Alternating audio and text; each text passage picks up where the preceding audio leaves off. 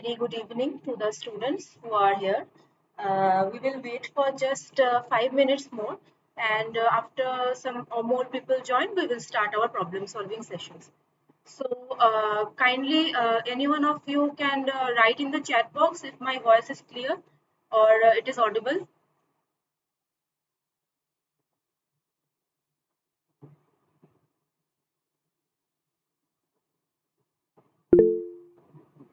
Okay, thank you, Anjana, very much. Uh, so I have disabled the unmute this thing because there will be otherwise very problem. If you guys have anything to say, if the presentation is not visible or my voice is not clear, kindly type in the chat box. Okay. And if you have any doubt, any queries, you can also write in the chat box after at the end of the session. I will try to answer all these queries. So we will wait for 5 minutes, then we will start our session.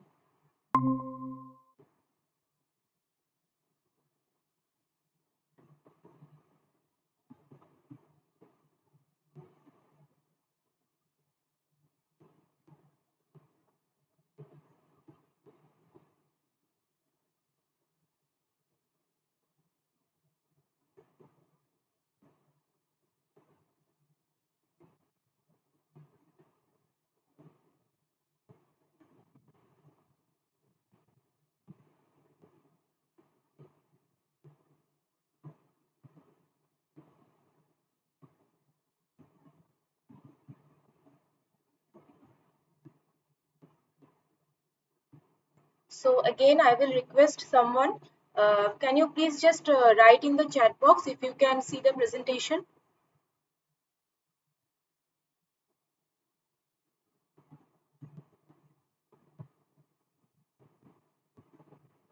Just confirm once that you can see the presentation. Okay, thank you so much.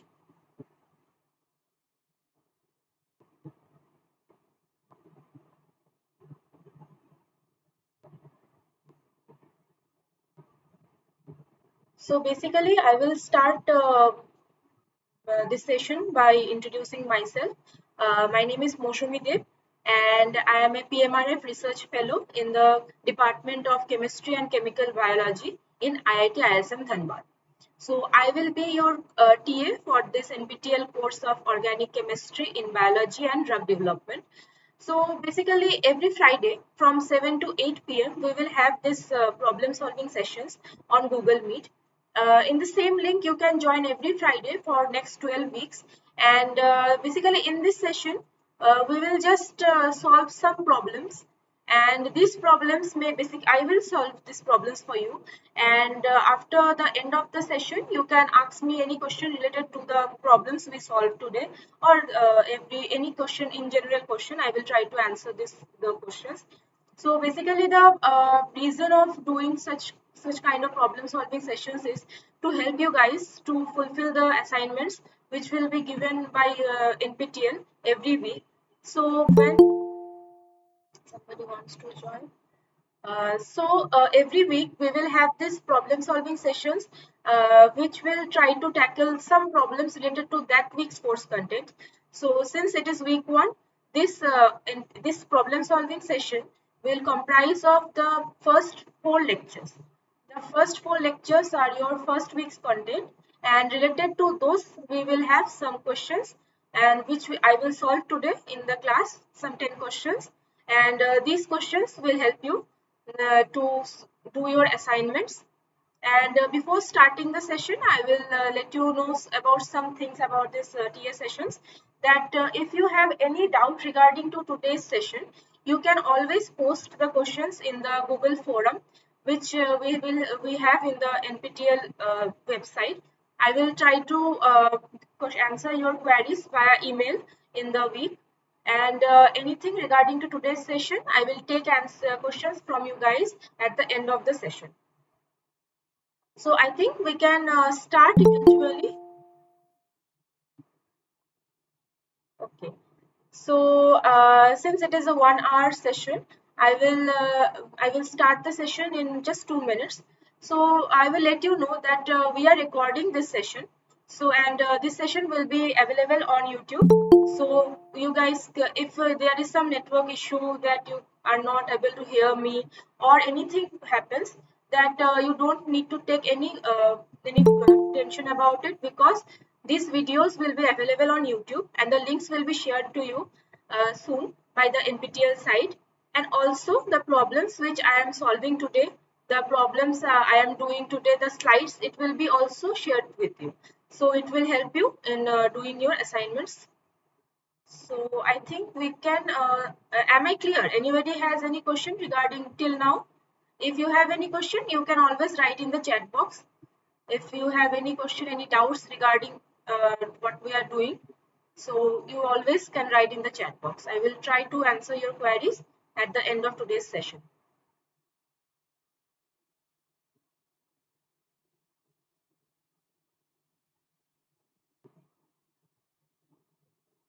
So I believe you guys don't have any queries till now. Anyways, you can always write in the chat box. I will start today's session now, and please bear with me if anybody joins in between. I have to close the presentation and again admit them. So just forgive me for this glitch which we have. Okay. So yes, the name of the course, as you all know, is Organic Chemistry in Biology and Drug Development. So today is the week one live session, in which, okay, I was talking about this. Hmm. So we will now start our session, our presentations. If anybody has any question in between, you can write in the chat box. I will cover it at the end of the session. So I believe the slides are visible now. Can anybody just write in the chat box if you can see the slides which I am presenting? Anyone just put a message in the chat box that the slides are showing. Okay, thank you, Pankaj. Okay, now I will start the presentation. So yes. So again, whoever has joined later, I will introduce myself once more. My name is Moshumi Dev and I am PMRF Fellow of the Department of Chemistry and Chemical Biology from IIT ISM Dhanbad. So this is the week one question, week one course content. Yes, okay.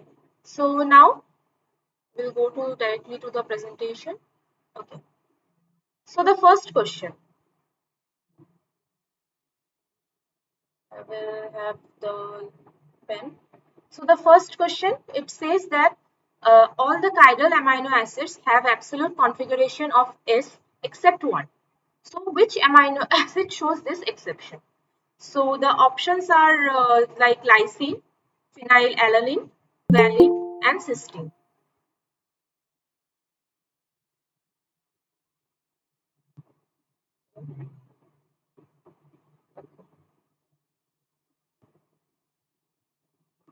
So basically, this question is a very basic level of question.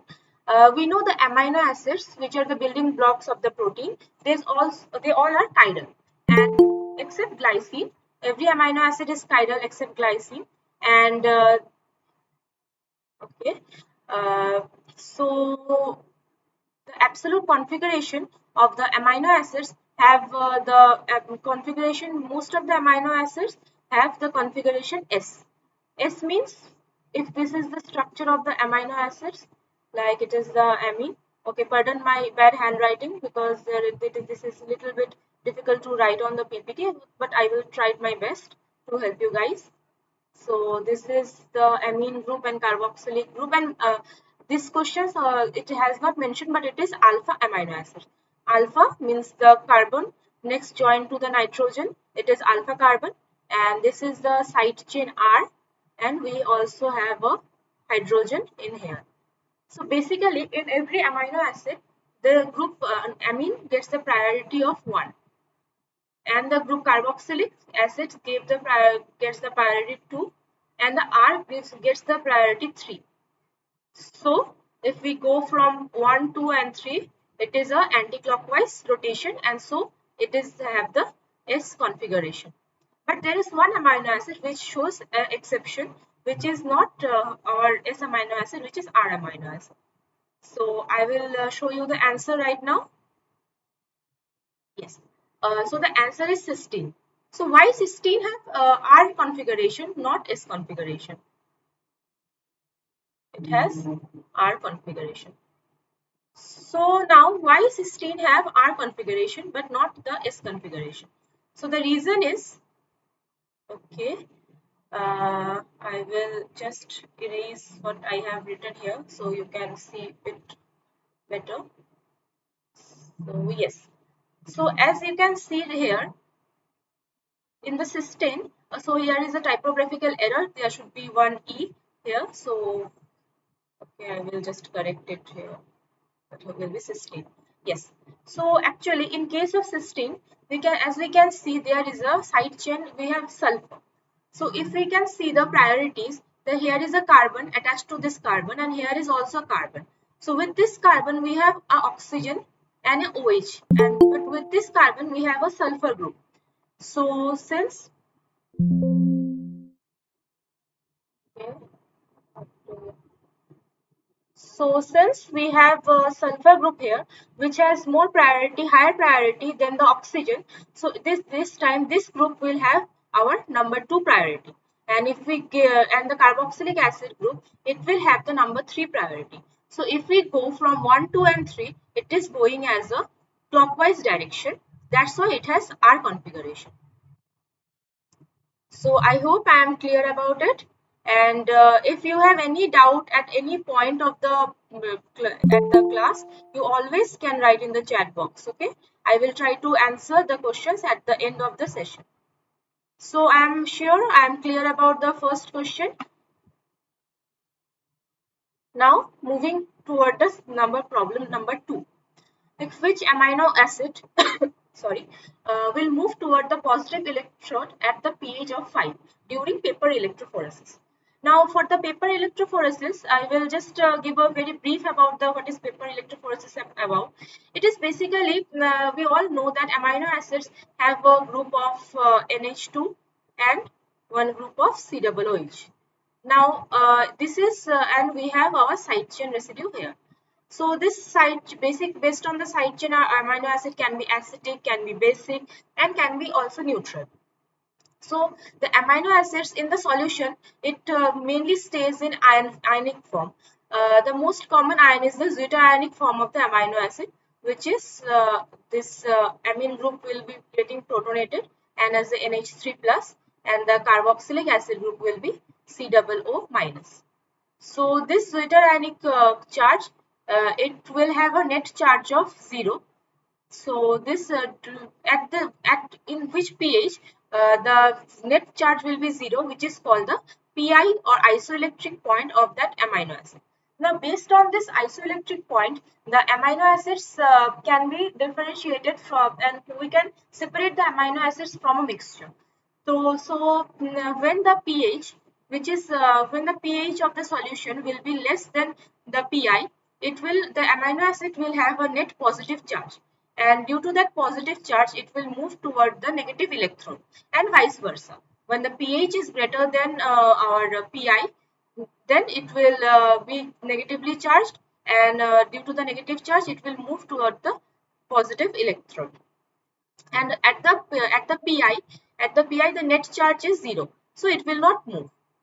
So to answer this kind of question, you just need to have very basic idea about how which is the acidic amino acid, which is the basic amino acid. So the answer of this question is, I will first show the answer. So yes, the answer is aspartic acid. And if you see the literature of, you don't need to remember all the pi of the all amino acid. You just need a very brief idea about which the amino acids are acidic and which the amino acids are basic. So glycine, histidine, and arginine, both these three amino acids are basic in nature. So just remember that the isoelectric points of the basic amino acids are at the higher pH range. Most of the cases, if you see these three amino acids, they have their isoelectric point around, their pi is around greater than 7. I may be wrong because I do not remember the exact number, but it is most on the basic side, basic pH.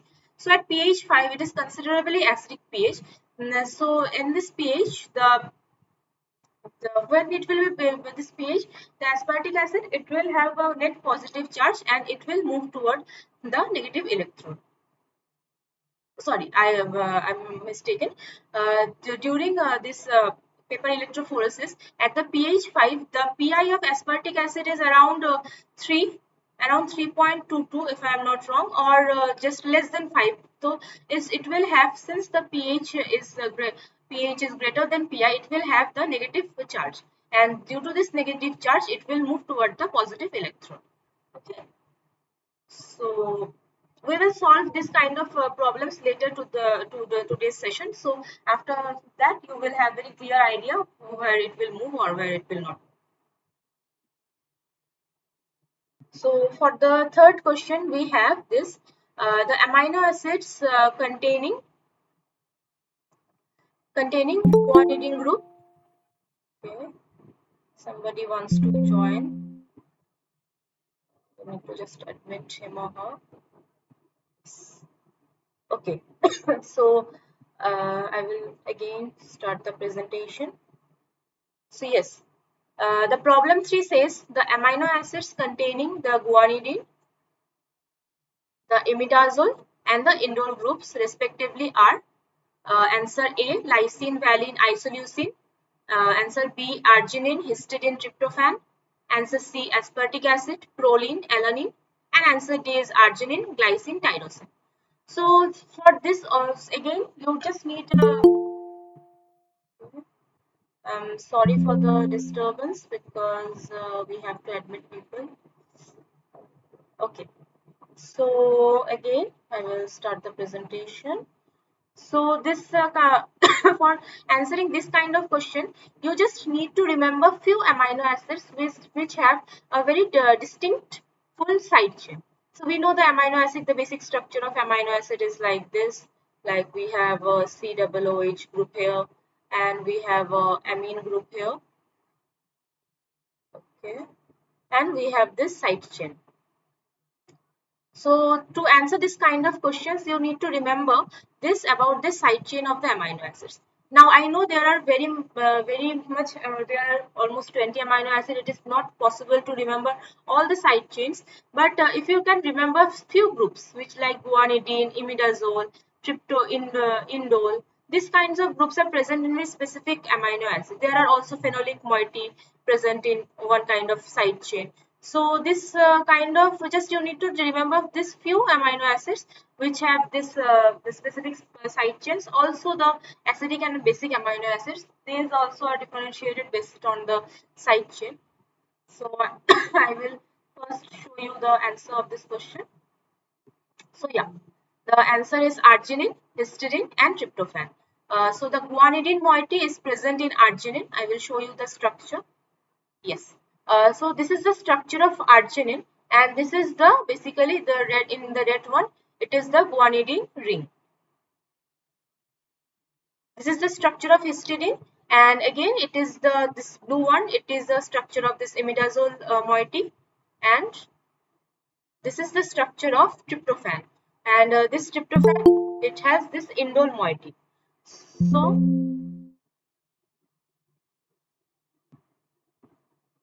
I am sure I'm clear about this question. So yeah, as I said, you don't need to remember every amino acid. Just remember few amino acid like this kind of rings like guanidine, imidazole, this kind of tryptophan, and we also have a phenolic OH group present in tyrosine. So this kind of groups, if you remember, then you can easily answer these kinds of questions. So just remember few groups. You don't need to remember all the amino acids, and that will be sufficient. So moving toward the next question, and again I am saying that if you have any query, any doubt regarding to any question, At any point of today's lecture, you always can write in the chat box, and I will try to answer all the questions at the end of the session. And there will not be any problem. If you uh, just have any problem, you can also mail in the discussion forum of NPTEL. I will try to answer your queries. If it is not answered during the session, I will answer it later on in throughout the email. So moving toward our problem 4. Now, it says which groups containing only essential amino acids is. So, the options are lysine, valine, isoleucine, arginine, methionine, tryptophan. Answer C is asparagine, proline, alanine, and answer D is serine, glycine, tyrosine. So first I will say a little bit about the essential amino acids. I believe you guys know about what the essential amino acids are. So there are roughly 10 to 11 amino acids which our body cannot synthesize. I mean, we have to acquire those amino acids throughout the food. So these amino acids, there is a list of this 11 to 10 amino acid. You also can get it from the literature or the course material. And just remember few of them, which are the essentials. I mean, it is a very easy question. So I will now show the answer of this question. So yeah, the answer is lysine, valine, and isoleucine. So there are few more amino acids which are like valine, leucine, isoleucine, lysine, arginine. So these are methionine. These are some amino acids which are essential. I mean, we have to acquire those amino acids by food. Our body cannot make these kinds of amino acids. So just remember few this what are these essential amino acids. You will get the list anywhere, and if you don't get the list, you can also ask me in the mail. I will just provide the list of the essential amino acids, and just remember, and you will be able to answer these kinds of questions. So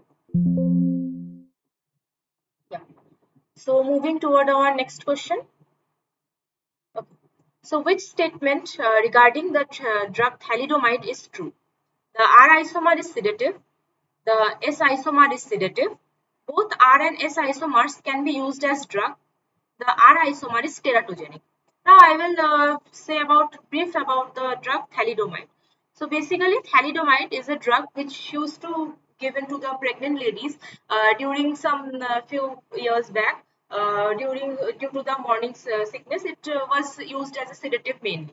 But after some time, when this drug was incorporating, there was some birth defect in the babies whose mothers were taking this drug thalidomide. Now, why this kind of thing happen? If you see the structure of thalidomide, which I will just show in couple of minutes, that there is a chiral center. Now, what is a chiral center? We all know that if there is a tertiary carbon, then it has four different groups of A, B, C, D. We say this carbon is chiral.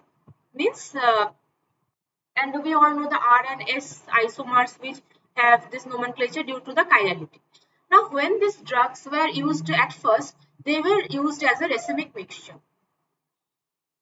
Now, what is the racemic mixture? This is the 50-50 mixture of the both R and S isomers. It means the isomers were not separated, they were used as such in a mixture.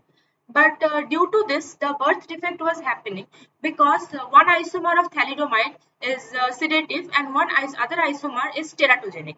Now, the word teratogenic means, I believe you know the word meaning of the word sedative. It means like it has some induce the sleepiness and it will just lower the morning sickness in the pregnant ladies. And the word teratogenic, it means that it will give rise to some birth defect. So first, I will just show you the answer. So yes, the answer of this question is the R isomer is sedative. Now I will show you the structure. Yes. So this is the structure of thalidomide. Now, as you can see, this center, this carbon center, it is the chiral carbon center, and this because of this carbon center, this R and S nomenclature generates in the thalidomide. This R thalidomide is a sedative. And if it is used as a drug only after separating from the racemic mixture, it will generate the sedative effect. But this S isomer, which was present in the racemic mixture which drug was given, it is teratogenic.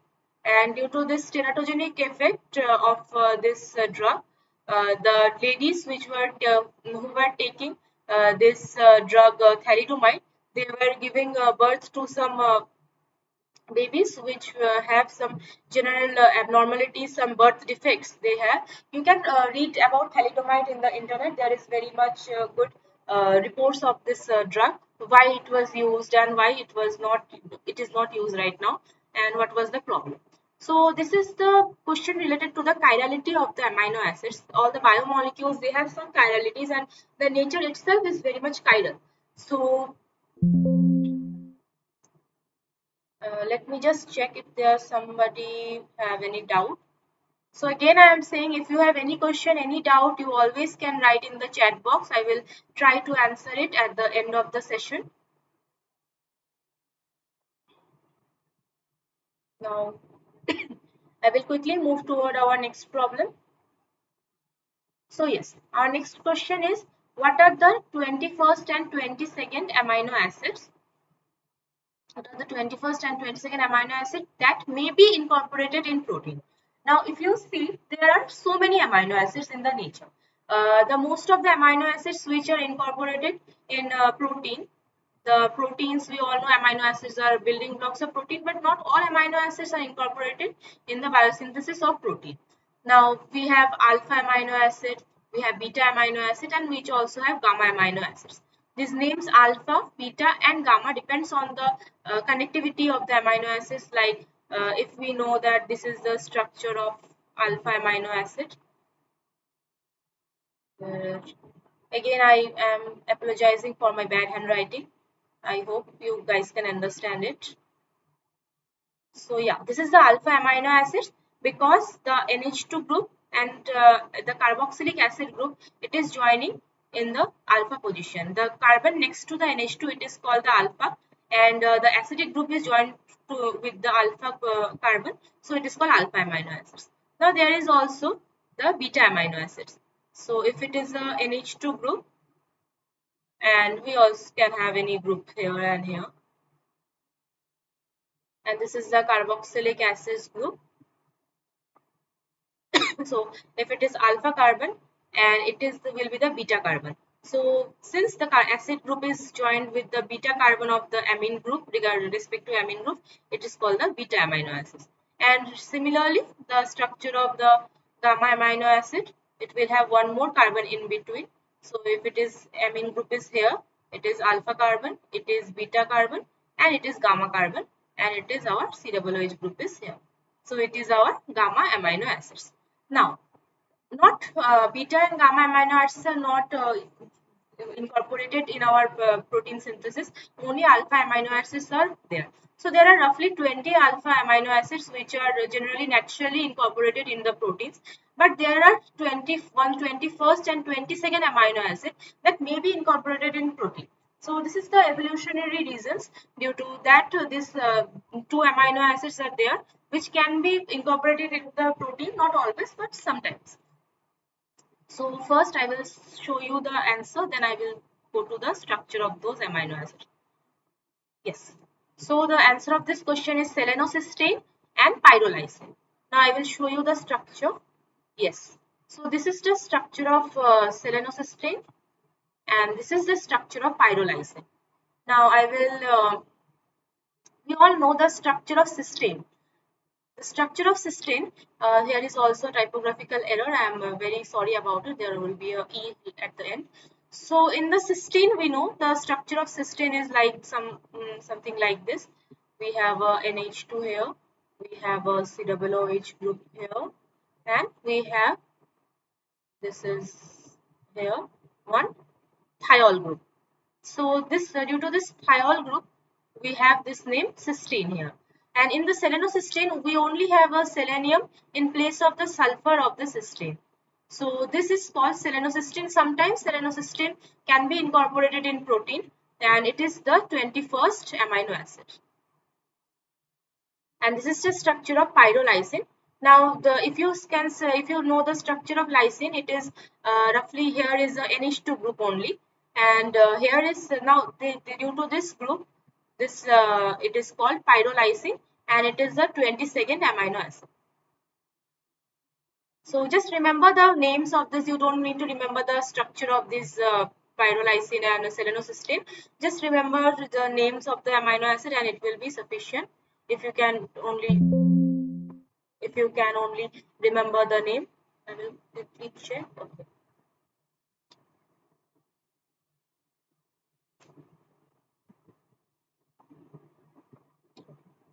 So all these slides and all this which I am writing here, everything is available in the everything. This slide will be available anyways with you, so there will not be any problem, because you can access to the slides after the meeting also, and you can use it. Okay. Okay. So moving toward our next problem, which is called, which of the following statement regarding the ninhydrin test is true? Now, the answers are: all the amino acids give same color in ninhydrin test. The color of these amino acids in the ninhydrin test depends on the R group of the amino acids. The R group means the side chain residue. Like this, I will also draw it here. So yeah.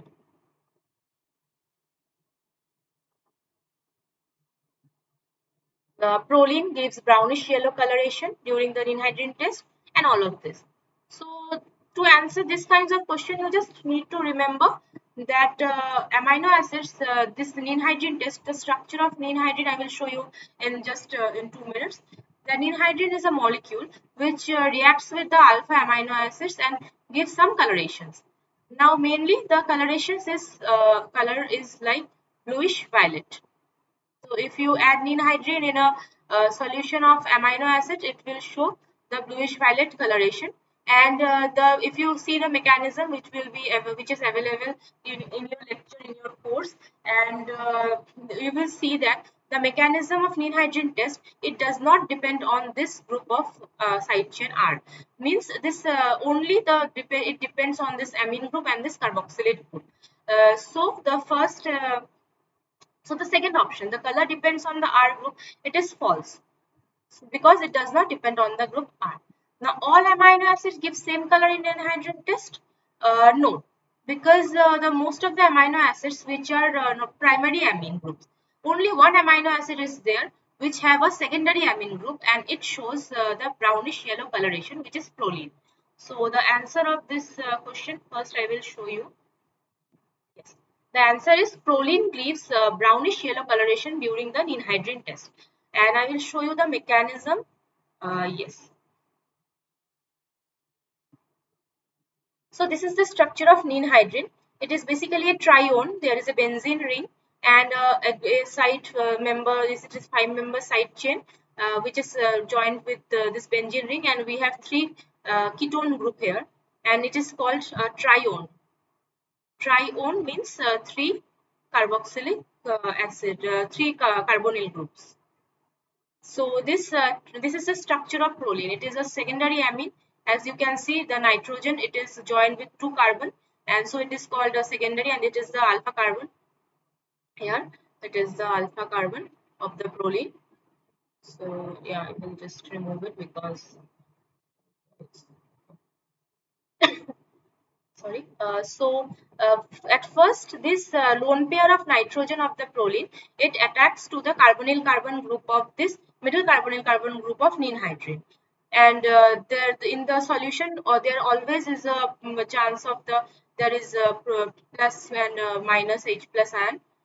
So this minus H plus ion and plus H plus ion, because of this it will be have a it will be first O negative, and then this O negative will take a proton and it will be OH, and NH nitrogen will have a net positive charge, so it will remove one proton and it will be N. Then after removal of water from this system, there will be a this kind of structure. Now this kind of structure, after there will be a carbon dioxide elimination, and will have some this kind of structure from this thing. And this due to this, now we can see here is a net negative charge on oxygen and a positive charge on the nitrogen, and the system is there is a double bond conjugation in this system. Due to this double bond conjugation, this brownish yellow color is shown. And if you see the structure of other, if you use other amino acids other than proline, there also will be this kind of some there is this kind of some, there is also another anhydrine group will be joined here, and we'll have an extensive double bond conjugation, which will show the bluish violet color in other amino acids, and that color does not depend on the group R. So I'm sure you are I'm clear about this question. And again, you have any doubt, you can ask in the chat box. I will answer it at the end of the session. So this was the question about the anhydrine, and I will quickly move toward our next question. So yes, so the question is, which of the following statement is true regarding to movement of the amino acids during gel electrophoresis? Now I will give a very little brief about the what the gel electrophoresis or paper electrophoresis is. So basically, if we have a mixture of amino acids, if suppose we have two or three amino acids in a mixture, so how to separate those amino acids, how we can separate the one amino acids from another? So that can be done by this technique of electrophoresis. Now depending upon what we are matrix we are using, we can use a gel, we can use paper. So this is the physical technique. I will just concentrate on the concept of the electrophoresis. Now, in gel electrophoresis, what happens? The amino acids we all know mainly stays in the Zwitter ionic form. Why Zwitter ion it is called? There is positive and negative. When there is a positive and negative charge in same molecule, we call it Zwitter ion. So during in the solution, in the solution, we know there are some protein groups, and there is some one the pK value of these groups. The amino acids are always charged in the solution. Now, how this charge will, what on which this charges depends. Now, in the amino acids, the pK of this amine group, this carboxylic acid group, also, if there is a R group present here, based on the if there is acidic or basic, there is a free carboxylic acid or amine group in the side chain. The amino acids it has the net charge of +2, +1, or 0, or -1. And at a very particular pH, the amino acid will have this particular charge. So at the pi, so at pi, the net charge of this amino acid is 0. It does not matter if it has a acidic side chain or basic side chain. At pi, the charge of the amino acid will be 0. And another, we can say it like this, that we can say it like this, that at pi is that pH in which pi is equal to that pH when the amino acid has a net charge of 0. Now, when the pH of the solution it is less than pi. So when the solution is less than pi, the amino acid has a net charge, net positive charge. And due to this net positive charge, it will move toward the negative electron. And when the pH is greater than pi, the amino acid has a negative charge and it will move toward the positive electron. And if pH it is equal to pi, the amino acid will have 0 charge and it will not move. Now suppose you want to separate the two different amino acids, and one has okay, somebody wants to join.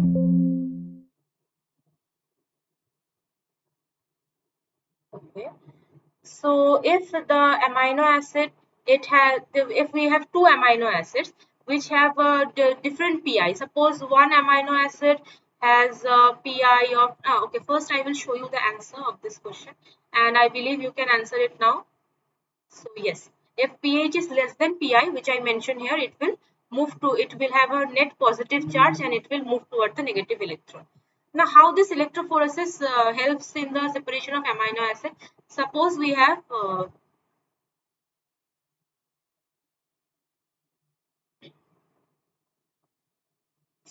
have a mixture of two different amino acids, and one amino acid have a pi of let's say 5.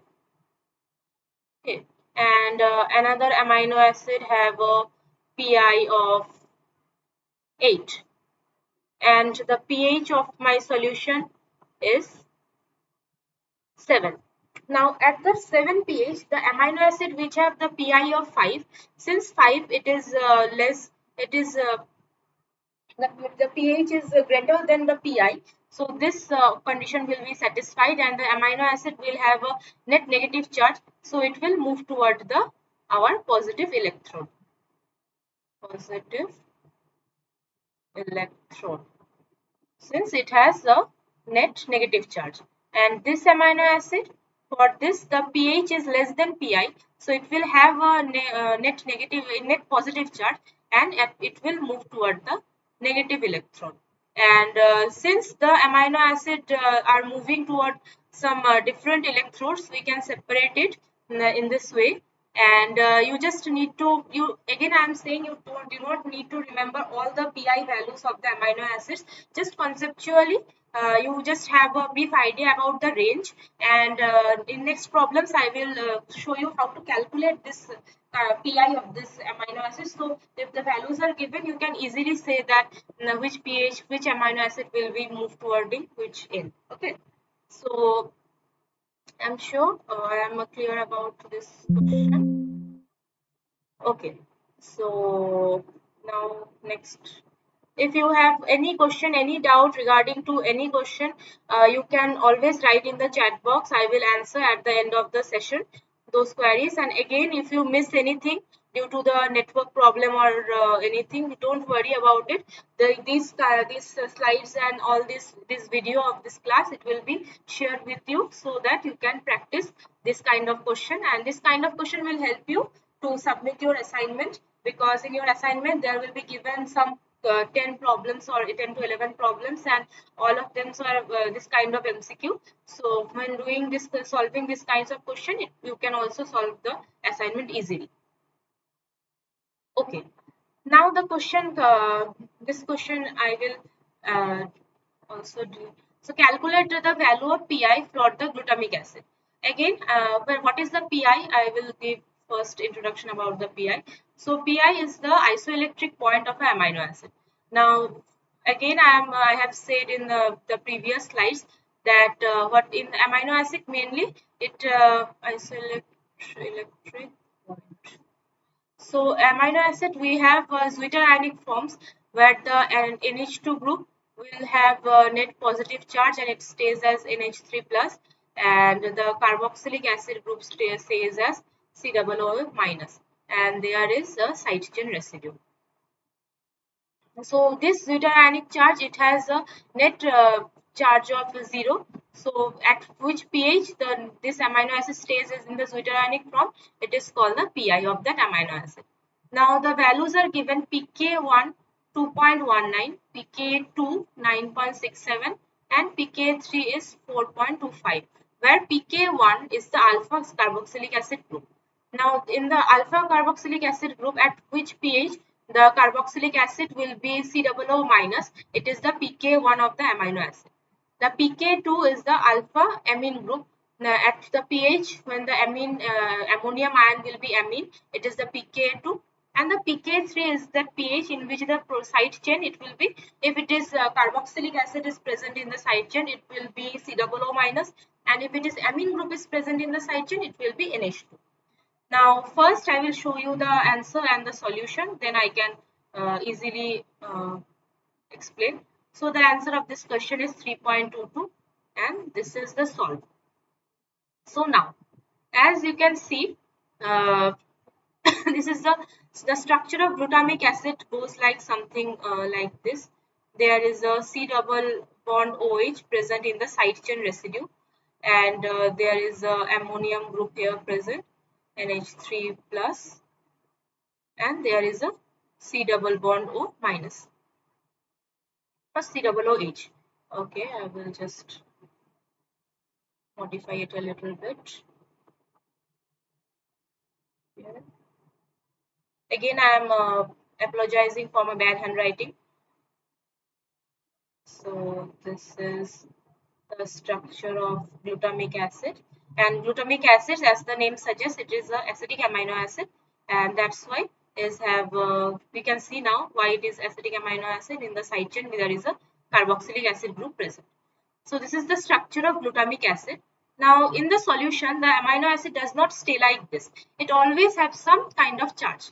So when the pKa, the pK1 of the amino acid is 2.19. So in the when the pH is less than this pK value, then the amine group is protonated, and all the three groups are protonated here. So this here the glutamic acid have a net charge of the +1. Now, when the pK, we are literally increasing the pH from this side to this side. So, when we are increasing the pH, I mean the pK values are, we are increasing not the pH, the pK values are increasing. So, then what will happen? At first, the this due to since the pK of the side alpha carboxylic acid is 2.19, it will be deprotonated.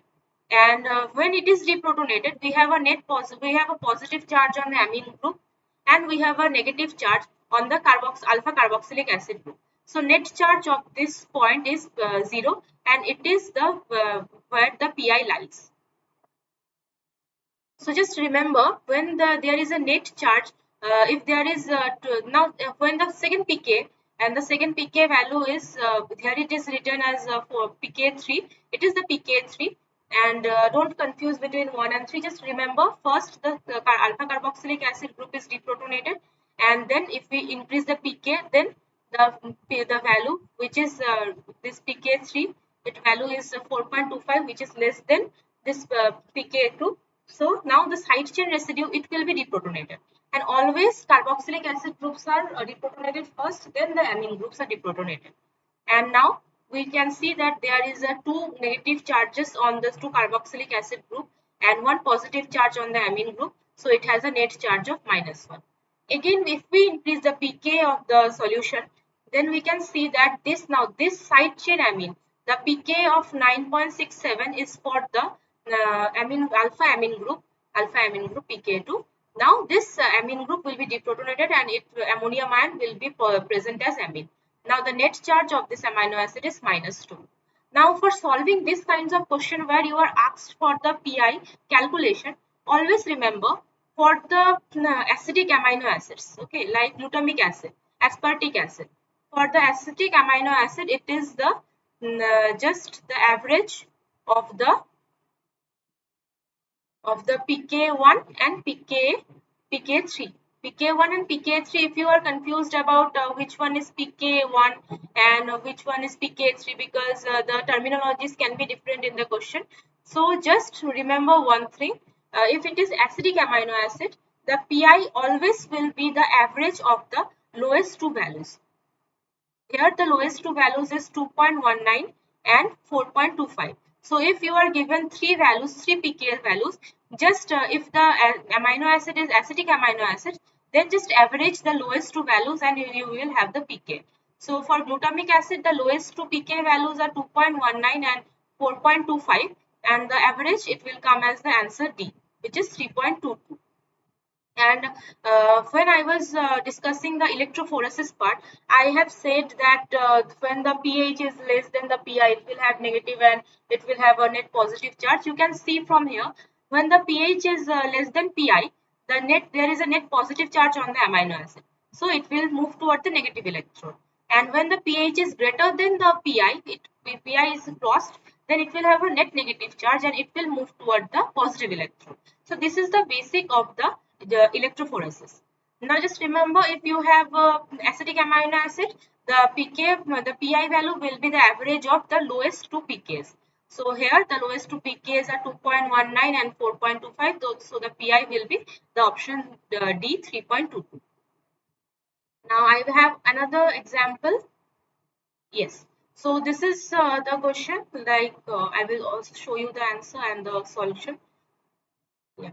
So this is the calculation for pi for the lysine. Now lysine is a basic amino acid. Basic amino acid means it has a amine group in the side chain. The structure of lysine is like this. I will again draw it. So here there is a alpha carboxylic acid. This is the alpha amine group, and the side chain of lysine, like any other basic amino acid, have a extra amine group. Or it can be, it is in lysine, it is amine group, and I have shown you in the previous slides that in histidine it is imidazole, and in the arginine it is the guanidine. Okay.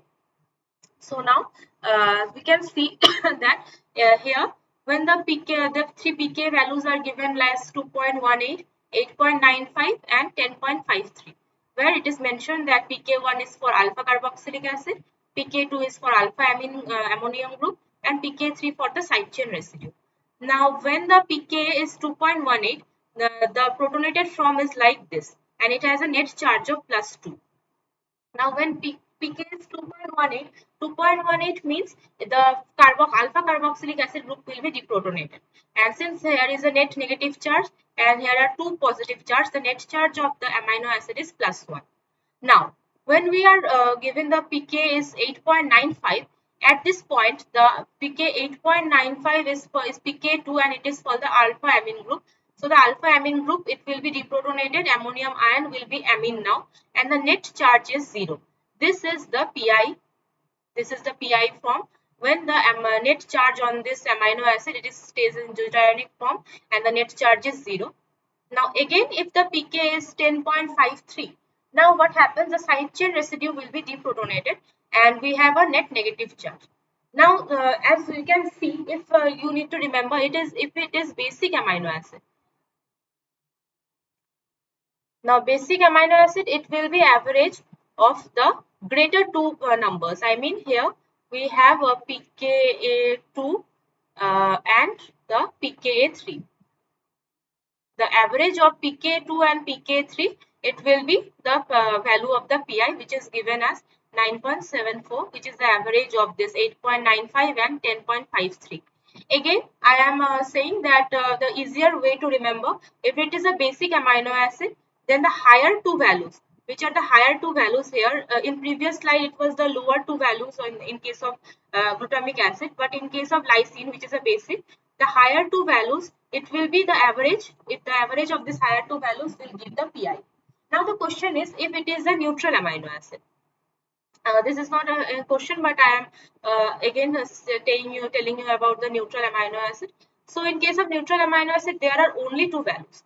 Thus, there are no pK values are for the side chain residue because it is neutral, and it will not have any amine group, any carboxylic acid group present. So it only have a pKa1, which is for the carboxylic acid group, and it has a pK2 which is from alpha amine group, and the average of these two, it will be the pi of the neutral amino acids.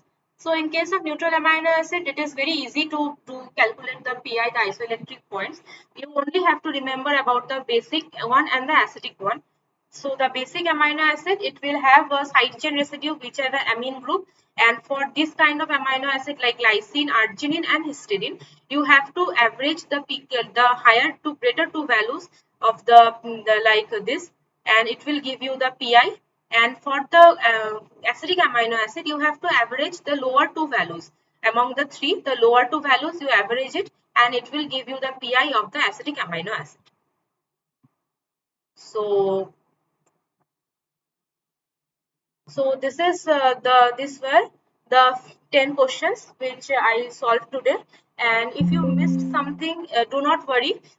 We will be sharing the video link for this class and the slides and for the same. and these kinds of question will help you to just uh, answer your assignments and to understand the course better.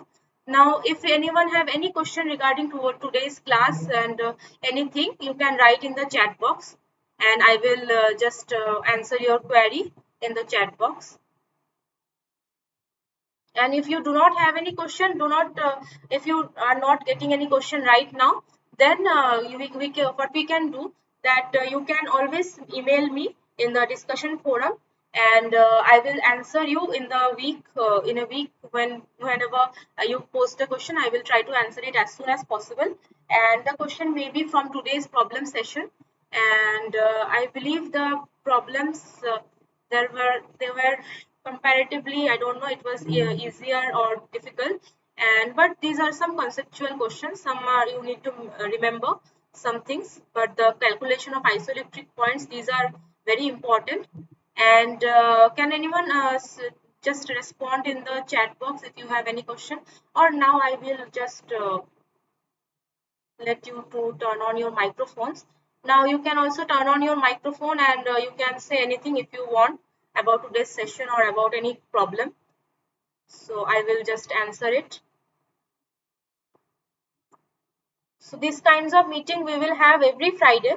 Every Friday from same Google Meet link I will be available, and you can always join. And I will request you to join this problem solving sessions, so that this kind of problem we will have every week's content, and this kind of problem you will have in your assignments too. So you can easily solve if you if you can attend these sessions. And anyways, these videos will be and the link of the video and the slides, always it will be shared to you by the NPTEL site. And if anybody has any question, you can write in the chat box, or you can unmute yourself to ask. And I hope today's class was clear. If any doubts, anything you want to know, you can say. So next Friday, which will be on, I think, 5th August, we will have your week 2 class content, which will comprise of the next few lectures. Just I will request you to attend the classes, and then we will. It may be you may face that the classes are a bit fast moving compared to the. Do not worry, just attend. You will have I will solve the questions, and you don't need to do anything. You just need to attend and see how the questions are getting solved. And if anything, any problem, any queries you have, you can write in the chat box. If today's class was clear, can somebody just unmute yourself and tell me, or which I need to, any comment, any suggestions, if you have, you can write in the chat box. So it will be easier for me to help get better in next week if you have any problem in today's class.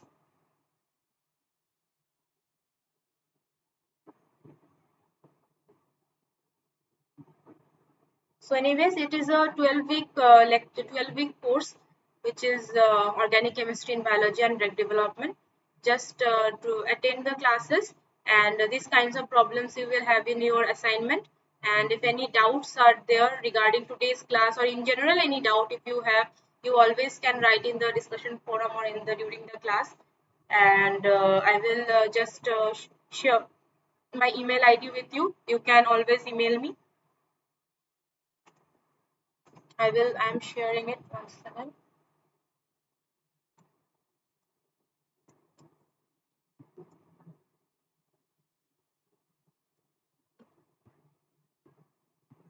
So this is my email ID in the chat box. You can mail me about today's class or any in general doubt you have regarding the sessions.